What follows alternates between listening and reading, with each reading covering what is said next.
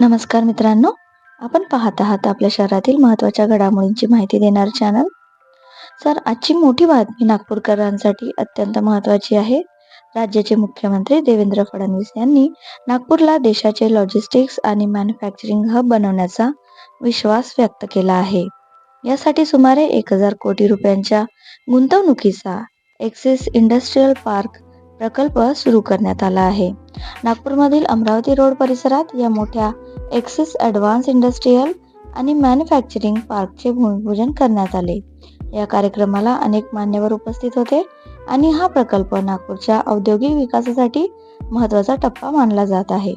मुख्यमंत्री देवेंद्र फडणवीस यांनी सांगितले की नागपूर शहराचे भौगोलिक स्थान देशाच्या मध्यभागी असल्यामुळे लॉजिस्टिक्स आणि उद्योगासाठी अत्यंत अनुकूल आहे. यामुळे भविष्यात नागपूरमध्ये देश-विदेशातील मोठ्या कंपन्यांची गुंतवणूक वाढण्याची शक्यता आहे. भारत सध्या जगातील मोठ्या अर्थव्यवस्थांपैकी एक बनत आहे आणि लवकरच भारत 3ऱ्या क्रमांकाची अर्थव्यवस्था होण्याच्या दिशेने वाटचाल करत आहे.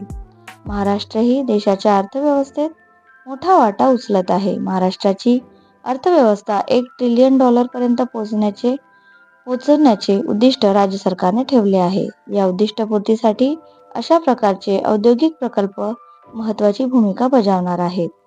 मुख्यमंत्री फडणवीस यांनी सांगितले की आज इनोव्हेशन, ऑटोमेशन आणि आर्टिफिशियल इंटेलिजन्समुळे उद्योग क्षेत्रामध्ये मोठे बदल होत आहेत.